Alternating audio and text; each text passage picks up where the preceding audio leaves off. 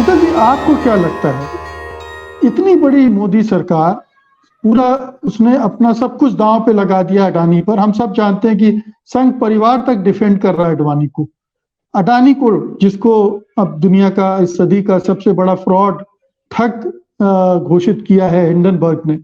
उसको डिफेंड करने के लिए पूरी सरकार, पूरी पार्टी, पूरा संघ परिवार, पूरा भक्त परिवार संघ लगा हुआ है, फिर भी नहीं रोक पा रहे। क्या इतना कमजोर था ये आर्थिक साम्राज्य अडानी का, जो रेत के महल की तरह ढहता चला जा रहा है? बात सिर्फ कमजोरी की नहीं है, बात औकात बोध की है। आज ही जयशंकर साहब का एक इंटरव्यू साथ में चल रहा है एएनआई की चीफ को, जो उन्होंने दिया है, उसमें वो कह रहे हैं कि चीन के सामने हमारी इकोनॉमी क्या है, हम उनसे लड़ें, ये कोई समझदारी की बात है? जो लोग उकसाते हैं ये ऐसे, अरे हम एक समझौता है हम लोगों के बीच कि कोई बॉर्डर पे सेना लेके नहीं आएगा, हम चाहते हैं इसी का पालन होता रहे, हमारे लिए ये बेहतर है। आज उन्होंने वो असलियत स्वीकार कर ली उस इंटरव्यू में। वो वीडियो इंटरव्यू है।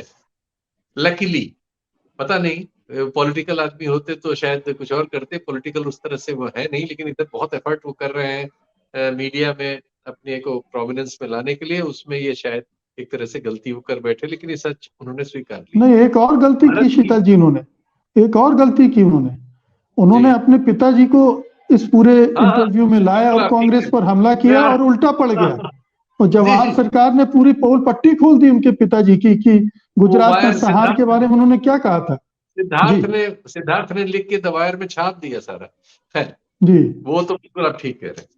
मैं ये कहना चाह रहा हूँ कि देखिए, हमारे देश के बहुत ज्यादा लोग इन सब चीजों को नहीं जानते।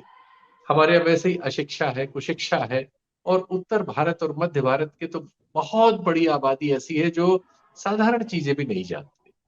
उनको, उन गलीबल लोगों को उल्लू बना के ये शासन चला। लेकिन हमारी असलियत तो ये है ना कि हम दुनिया की सबसे बड़ी आबादी वाले देश हैं, लेकिन दुनिया की अर्थव्यवस्था में हमारी हैसियत सिर्फ 2% की है, सिर्फ 2% की। हम कुछ फर्जी बातें कह के कि हम ब्रिटेन से आगे निकल गए, हम धमाका हो गए हैं। 3 ट्रिलियन है भाई, 3 ट्रिलियन से 5 ट्रिलियन के बीच 15-20 लोग हैं। हम अकेले नहीं है, ऊपर नीचे थोड़ा बहुत अडानी पे होता आइए है। ना। आ रहा हूं मैं उसी पे आ रहा हूं। अडानी साहब ने जो किया, अडानी साहब ने खोला, वो ये तीसरा एपिसोड है जो हर्षद मेहता ने किया था और जो केतन पारेख ने किया था, उस सबको कंपाइल करके और बढ़िया फिनिश करके अडानी साहब ने उसको बहुत ही बड़े परिमाण में किया। और वो जादू किया जिसका अभी जिक्र आंकड़े के तौर पे राजीव रंजन सिंह ने किया, और सही कहा कि आंकड़े झूठ नहीं बोलते, जिससे ये गुब्बारा फूल के, फर्जी गुब्बारा 2 लाख से 20 लाख करोड़ पे पहुंच गया 1 साल 1.5 साल में। और सब जादू जादू जादू कर रहे थे।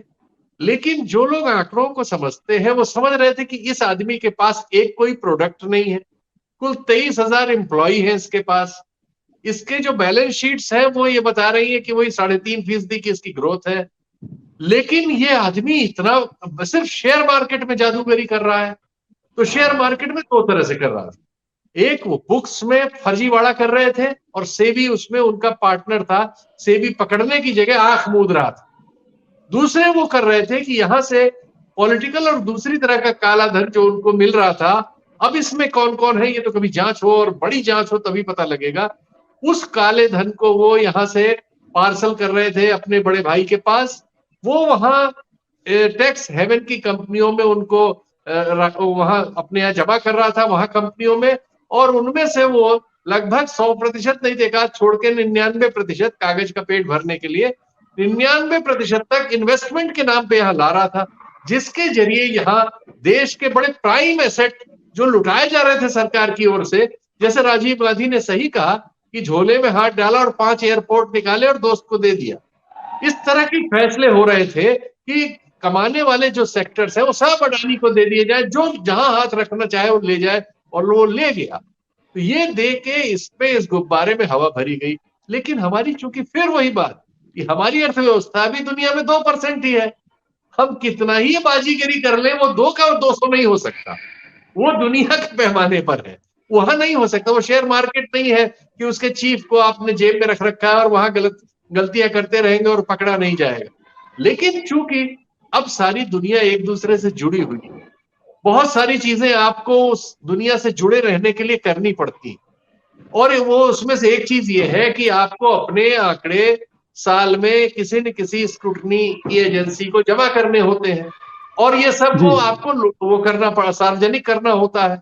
वो यहाँ भी करना होता है और विदेशों में जो आप कंपनियां खोलते हैं वहां भी करना पड़ता है, टैक्स हेवन में भी करना होता है। उसकी वजह से इन आंकड़ों का अगर कोई परीक्षण करना चाहे तो वो कर सकता है। हिंडनबर्ग ने यही किया। इसके पहले टुकड़ों टुकड़ों में हमारे यहाँ के पत्रकार वगैरह सब कर रहे थे, लेकिन उन लोगों का को धमका के, डरा के, लंबे लंबे नोटिस दे के, 10-10 करोड़, 500-500 करोड़ के नौकरियों से निकलवा के किसी तरह उस पर दबाव डाला गया था। लोकसभा वगैरह में महुआ मोइत्रा जैसे लोगों ने 2019 से ही आवाजें उठाई। ये हुआ कि जांच हो रही है, उनको जांच को दरी के नीचे ढाल जी के इनको मौका दिया गया कि ये मैनेज कर ले, बढ़ते रहे।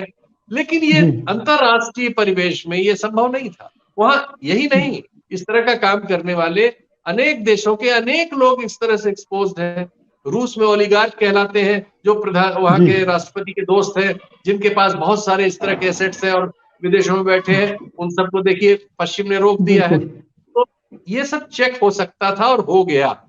अब इसको शेखी बघाड़ने से, तिरंगा झंडा पीछे लगा लेने से, राष्ट्रवाद पर लोगों की किडनी और लीवर गिरवी रखवाने का आह्वान करने से नहीं होने वाला है।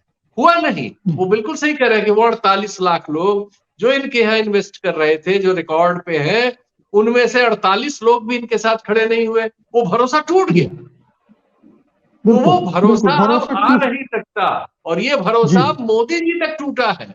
वहां तक हमारी राजनीतिक जो कवायद है वो न ले जा पाए जनता तक, ये उसकी कमजोरी है, वरना भरोसा तो वहां तक टूट गया।